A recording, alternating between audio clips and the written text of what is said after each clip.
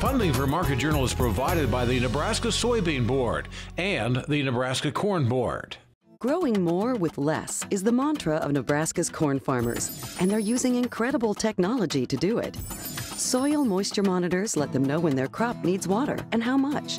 GPS systems eliminate overlaps in the field, saving fuel and money. New hybrids reduce the use of pesticides and increase yields. When you're talking new technology and innovation, Nebraska corn farmers are all ears. Nebraska's family corn farmers, sustaining innovation.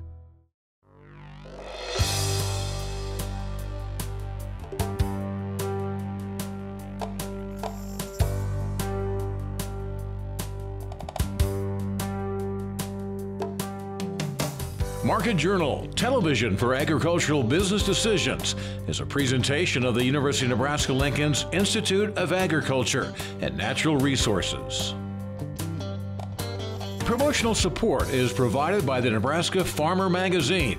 Funding for Market Journal is provided by the Nebraska Soybean Board and the Nebraska Corn Board. Welcome to this week's edition of Market Journal. I'm Jeff Wilkerson.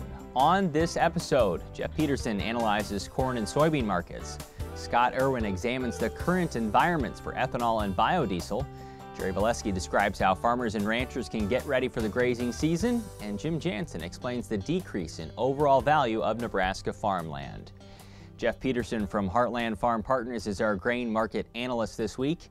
DTN South America correspondent Alistair Stewart, who you've seen on this program before, reported Wednesday highways in Brazil were clear for the first time in 2 weeks. Protesters had blocked roads for days, causing problems for the country during the middle of its soybean harvest. The market here reacted sharply. We talked with Jeff Thursday afternoon about South America, important USDA reports at the end of the month, and the possible outlook for corn. Soybeans ended last week positively. Describe the struggles they face this week. Yeah, what a difference a week makes, Jeff. You know, we had all the talk about the strike last week, and that was a big deal. I mean, there was a lot of news on it. To think that you had over 100 roads closed across 11 states, that's a lot of trucks stopped. And compare that to this week, though, everything's really kind of died down. We only show about 7 major roads closed across about 4 states right now. Now we'll have to see with the meetings that they have next week whether or not this returns or not, but it looks like it's getting under control. You don't think this is a long-term thing that plays out in this market? You know, I don't. The only way it would turn out to be a long-term thing is if for some reason it impacted soybean harvest to the degree that there was higher than normal harvest losses, and we haven't seen anybody talking about that yet. Next week we'll also get the crop report for March. What are your expectations and what we'll see? Yeah, that's a report that, you know, comes out next week. We don't expect to see any changes on supply. Those are all set. On the demand side, we really think USDA's got the supply dialed in or the demand dialed in good enough for corn and beans.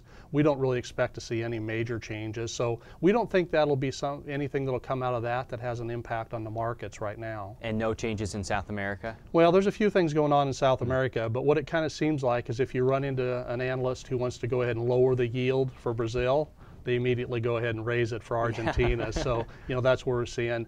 Looks like the safrinha crop is getting in the ground pretty well.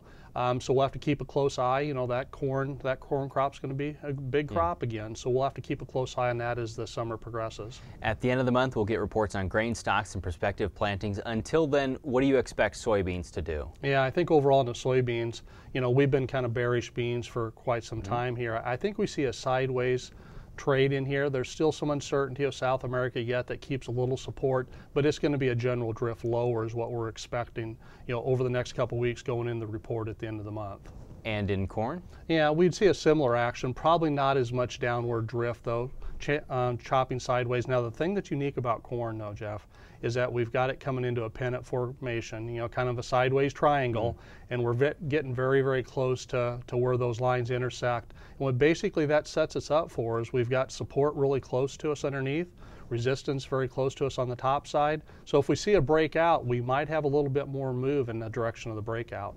What do we know about crop insurance prices set during the month of February? You know, they did get set for corn. It was $4.15, and for soybeans we'd have been 973. What we find is if we start putting those into some break-evens, some guys might be able to be okay on corn break-evens at that level, but they won't be on beans. They'll be losing some money at that on bean prices. In a few minutes, we'll hear more about ethanol and biodiesel, but numbers from this week, what does it show for ethanol production? Yeah, right now, numbers was 4.1% above last year, 931,000 barrels. Interesting enough, the year-to-date numbers were still 5.6% ahead last year. USDA's last estimate would only say they're only looking for us to be up about 2.3%. So far, we're on pace to meet their numbers. We do continue to see a large amount of stocks, though, Jeff. Just to put this in perspective, we're up about 34% right now compared to a year ago on the amount of ethanol stocks. Do you have any targets that you're making right now for sales in either 15 or 16 for either corn or beans? Yeah, as starting first on corn, I would say if we can go ahead and get D's 15 corn up in that 420 area, we want to be a seller there. 435 on the D16. As we move over to soybeans, 985 and then ultimately $10 on both the 15 and the 16 are areas where we want to get sold, and we're getting pretty aggressive. We're actually would like to be up to most of your insured bushels sold there on beans at those price levels. End of the month, like I mentioned, 2 important reports. What are your expectations? Yeah, those are going to be some interesting reports. We don't look for any big surprises on the stock side overall, but you never know. And if it's a surprise, it'll come because of basically the feed demand. But over on the acre side, that one could be a little bit of a surprise. What we're finding going in, we're kind of expecting corn acres down about 2 million, bean acres up about 3 million acres. But the interesting part, Jeff, is we do break evens right now. It's hard for us to go ahead and do a break even that makes money on soybeans. So as a result, we're starting to lean a little bit more towards the fact that maybe corn acres are only down 1 million. Maybe bean acres are only up 1.5 million to 2 million at the most. So I think there's going to be a lot of uncertainty going in. And I think that's part of the reason we shouldn't expect to see this market just fall out of bed. They got to get a little more comfortable with those reports before we ultimately put some more pressure in this market. Next week, we'll talk about corn and soybean markets with DTN senior analyst Darren Newsom at the Triumph of Ag Expo in Omaha. The Environmental Protection Agency has reportedly targeted spring for release of mandate levels under the Renewable Fuels standard for 2014, 2015, and 2016. The costs of some of those end products, meanwhile, are bouncing off lows. Regular gasoline, after falling for 17 straight weeks and taking off $1.31 per gallon, has now risen for the last 5 weeks to average $2.47. On-highway diesel stands at $2.94 a gallon after increasing for 4 weeks. The earlier fall in both fuels was aided by the free fall in crude oil. The U.S. Energy Information Administration's tracking of West Texas Intermediate futures around $50 a barrel is about half of what it was a year ago. While cheaper fuels mean more money in the pocket of the consumer, those prices can also pressure the margins of ethanol and biodiesel. Last Friday, we talked with University of Illinois ag economist Scott Irwin to look at the current situations for ethanol and biodiesel. We started by asking how cheaper oil has changed the environment for biofuels. On one hand, for ethanol, it's basically a completely different world. Previous to the crash in crude oil prices, you had the happy days situation for ethanol of pretty high gasoline and ethanol prices and relatively cheap corn, which was a prescription for record high profits. Biodiesel, a little bit different story. It's ordinarily not very profitable and not connected to the fortunes of crude oil and diesel prices. So it had a tough year in 2014, even despite seemingly favorable conditions. When did those margins start to turn for ethanol? Late in 2014, as crude oil prices and gasoline prices dropped precipitously. That put pressure, along with some other idiosyncratic market factors, on ethanol prices, and they eventually basically followed gasoline prices down. Corn prices were largely unaffected, so the profits were just very quickly squeezed out of the ethanol industry and they evaporated. And did that industry respond by cutting production at all? Not into very early 2015. Production has been at very high levels since the first of the year. Just in the last week or so, we may be beginning to see the first signs that the industry is adjusting and beginning to cut back production.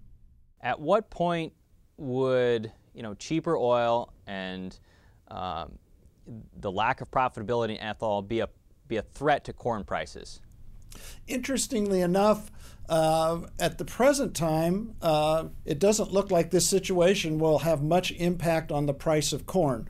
Simply put, we were, for domestic ethanol use, regardless of the price of crude oil and gasoline, stuck at the E10 blend wall in terms of the amount of ethanol we were using. We were stuck there when we had high crude oil prices. We're going to remain stuck there with low crude oil prices because ethanol has two things going for it. On one hand, despite the fall in gasoline prices, it's still the most competitive source of octane enhancement for gasoline blends. And then there's the safety net of the renewable fuel standards that also keep us there at the E10 blend wall. So I don't think it has much, if any, implications for the price of corn. In both ethanol and biodiesel, does that RFS uncertainty come into play here? Absolutely. It is interesting. It has relatively modest potential impacts on the U.S. ethanol industry because of the E10 blend wall. Unless you can forecast that higher blends are going to be adopted quickly, the amount of ethanol that we use is going to basically be determined by whatever the E10 blend wall is. The industry for which the RFS is really a life or death matter is biodiesel. Because if the EPA would choose to go back to the statutory levels of the RFS mandates, at least for a few years here in the short run, it would launch likely the biggest boom in biodiesel's history. But if they choose to stay on the path of the proposals from late 2013, it basically cuts the knees out from the industry. So they're sitting there right on the edge waiting to find out what happens. How do you read the acceptance of biodiesel imports from Argentina? Very interesting. The biodiesel industry and ag groups have taken that very negatively, and I understand where they're coming from. I look at it a little bit differently. I favor the position that the EPA is likely to move the mandate levels back up near or at the statutory levels, at least by 2015, if not 2016. That is going to necessitate a tremendous boom in biodiesel production, more than U.S. production capacity. So one view of the Argentine biodiesel announcement is that it's a precursor to them going back to the statutory levels, which would require that they can document that there's enough registered biodiesel production in the U.S. and outside the U.S. to fill the mandates. And so I won't be surprised if that turns out to have been an important signal about future EPA policy with respect to where they're going to set the RFS mandates.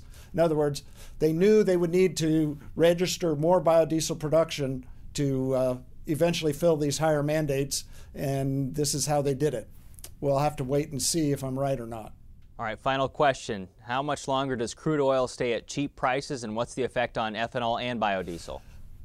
I don't see much chance of crude oil, from what the analysis that I've been reading, going back up much higher than, say, $65 or $70 for the next 6 to 18 months.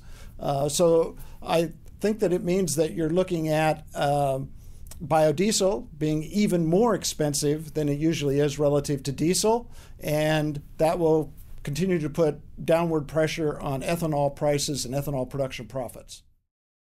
You can follow Scott on Twitter for more information on grains and biofuels. We'll link to his information on the Market Journal homepage.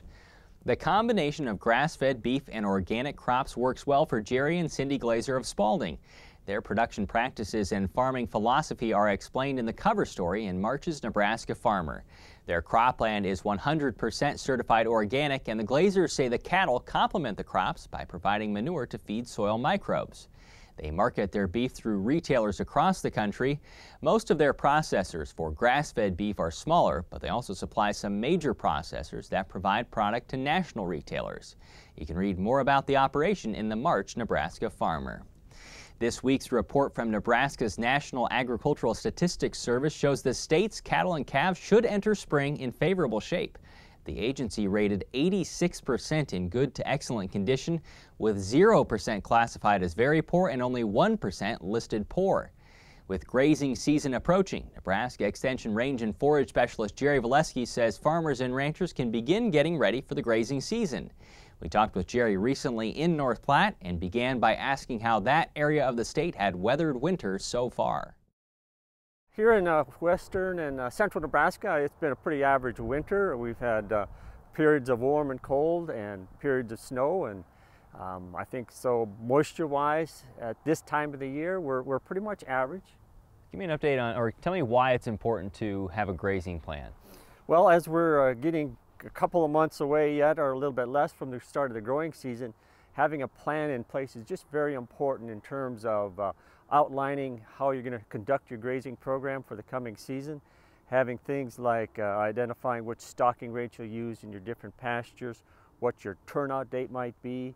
And if you use some type of rotational system, it's very important to plan the sequence of use for each of the different pastures that you've got in your management unit. What factors affect turnout date?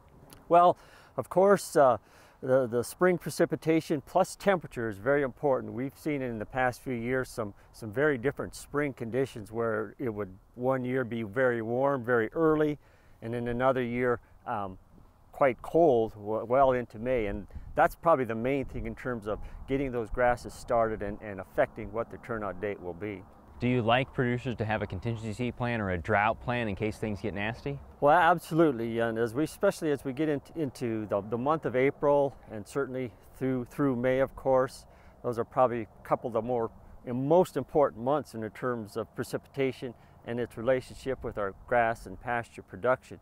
And so having some kind of backup or drought plan just in case is always a good idea. And one of the ways some people approach that drought plan is have trigger dates, and by that I mean they'll look at the total precipitation, say through the month of April, and compare it to the long-term average for that period. And if, for example, they realize they're quite behind, and if it's May 1st, we know that the cool season grasses in the pastures will be starting to really grow. And so if they are behind, they should plan some alternatives, such as maybe doing a little bit more culling, feeding hay a little bit longer, delaying that turnout date, those types of things. Can they also be thinking about what types of forages they might want to plant coming up? Sure, as we are here in the spring, we're not too far away, typically late March, early April. If they're thinking about some cool season annual forage, oats and peas is a very common spring seeded mixture. Getting those fields planned as far as which fields they'll use, getting that seed ordered and in place. Be the time to be doing it now. And as far as summer forages, Jerry? Sure. Again, it's not too early to think about the summer annual forages. Though it would include things like the sorghum, Sudan grass hybrids, millets, Sudan grass, straight Sudan grass. Typically, those are planted mid to late May, and so again, identifying which fields, how those forages will be used, whether they'll be hayed or grazed, just another important part of the planning process. On the Market Journal website, you can find links to more information on getting ready for the grazing season and managing drought risk on the farm or ranch. Breaking a multi-year trend, preliminary numbers show Nebraska farmland values retreating in 2015. UNL's Department of Ag Economics released its initial report Wednesday, tracking overall values as well as cash rental rates. The department obtains its estimates from land appraisers, farm managers, and ag finance professionals in the state. Actual numbers may vary in your area, and final values and rates are subject to change when final results are published in June. Earlier this week, we talked about the survey with Jim Jansen, a Nebraska Extension educator and one of the report's authors. The preliminary farm values from the Nebraska Farm Real Estate Survey have shown that the average value of farmland in the state of Nebraska has declined a little bit, about 3% compared to last year at this time, to about $3,210 an acre. Where is it coming from? What is the value of cropland versus the value of the land used for livestock? It's a little bit of a mixed bag. On the land side for the crops, on the dryland crop ground or the crop ground that's not irrigated, we're seeing a little bit higher rate of decline, softening of the land values of around 10% or so.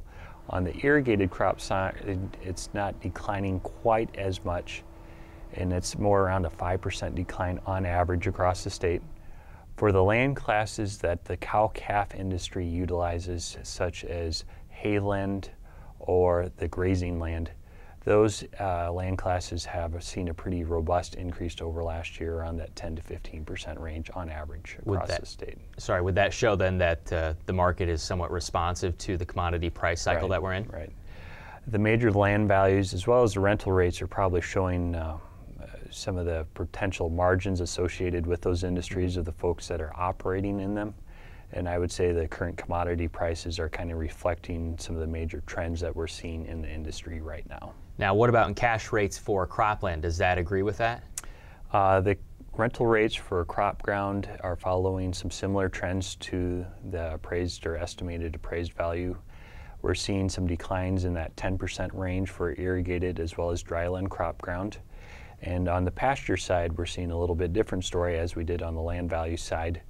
We're seeing rates of increase of around 10% or so, depending on where you're at for the state, as well as the cow-calf pair rental rates. They're also increasing quite rapidly as well.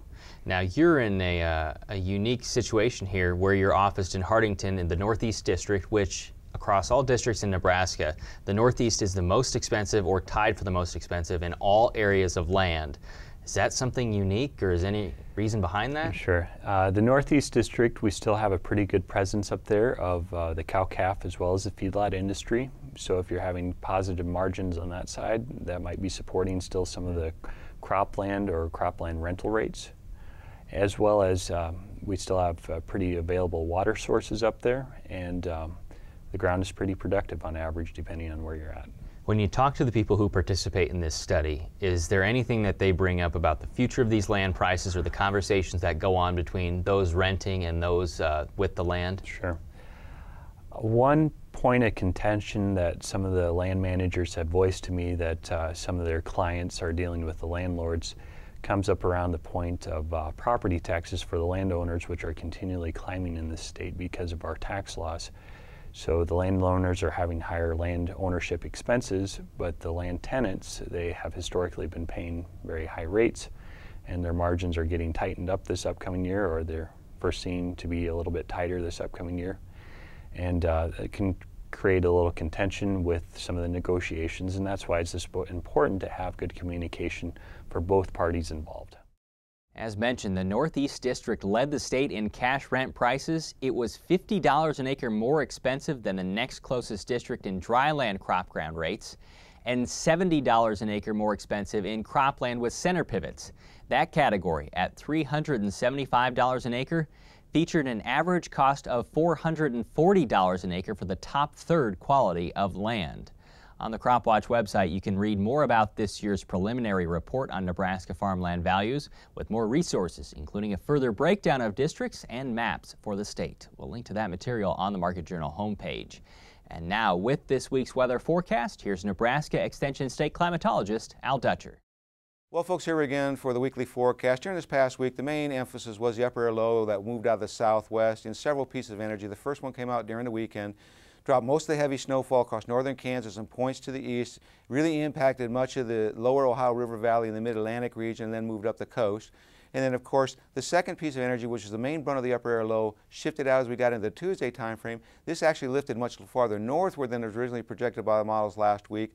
And so the heavier precipitation actually shifted up into the eastern Dakotas, Minnesota, Iowa, and points off toward the east-southeast. For us here in Nebraska, we were kind of in that dry slot of the storm system, so we ended up with basically a misting type event with temperatures below freezing during the overnight hours. It led to some glazing on the roads. That was quickly eliminated when the sun broke out. And then to add insult to injury, during that evening hours and the overnight hours into Wednesday morning, we've seen a little piece of energy pivot around that upper air low that brought some snowfall to portions of southern Nebraska and northern Kansas. The heaviest totals were right along the Kansas-Nebraska border with 1 to 3 inches reported. Within the I-80 corridor, generally we were in the 1/2 inch to 1 inch range. Now, as we go forward in time, there is absolutely no weather forecasted of any significance during this period. An outside chance late next week for some precipitation skirting extreme northeastern Nebraska, but this looks like a nice spring-like weather conditions for the state, so go out and enjoy them. We'll take a look at the upper air models and see how this will progress. And as we go through the models, you'll see that here's the upper air trough is pivoting the last piece of energy through the mid-Atlantic states and will eventually move up the eastern seaboard. So as Boston looks to get another pretty significant snowfall, but for us, if you look to the west, there is really nothing out there in terms of low pressure, so high pressure is going to move in. So for today, we're looking at mid to upper 40s across the northeast, closer to the core of the cold air. Southeast Nebraska, we'll probably be looking at the 50 to 55 degree range, and out in western Nebraska, 55 to 60 is common, with a few small areas we'll see possibly an outside chance of 65 degrees. Now, as we go into tomorrow, not much change in the temperatures. The trough actually flattens out a little bit and actually pushes back to the west slightly. So we're going to see pretty much the same temperatures on Sunday as we've seen today. But as we get into Monday, now the ridge starts to build into our region as this trough starts to really weaken and much warmer conditions invade western Nebraska. We should be looking at 60 to 65 degree readings common across the western half of the state. In the eastern half of the state, we'll probably be looking at mid to upper 50s with a few low 60s across extreme southeastern Nebraska.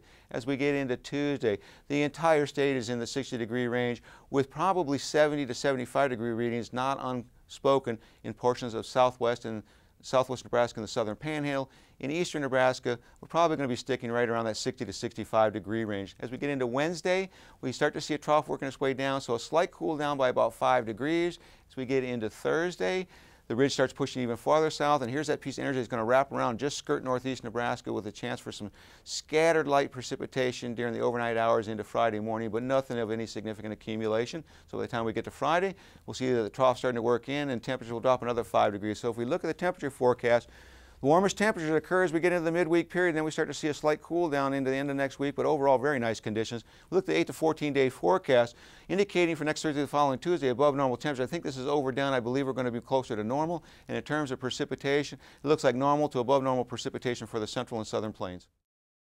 Thanks, Al. Today's interviews are available on the Market Journal website and through the Market Journal mobile app. They include information on corn and soybean markets, ethanol and biodiesel production margins, grazing preparations, and land values in Nebraska. Next week, Darren Newsom will analyze grain markets, and we'll talk about getting ready for the corn and soybean planting season. Until then, thanks for watching. I'm Jeff Wilkerson. We'll see you next week. Join Market Journal online at marketjournal.unl.edu. You can also follow us on Twitter, Instagram, and Facebook.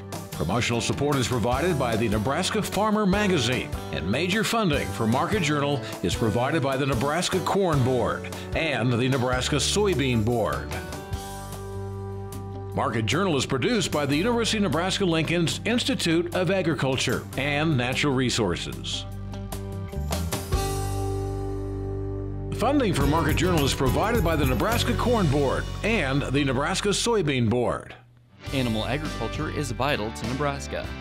Livestock production not only contributes to our food supply, but also helps our rural communities. Livestock provides revenue for schools, creates jobs, supports Main Street, and enhances the future for farm families. The Nebraska Soybean Board's Animal Agriculture Initiative works to encourage growth of responsible livestock enterprises to benefit agriculture and Nebraska.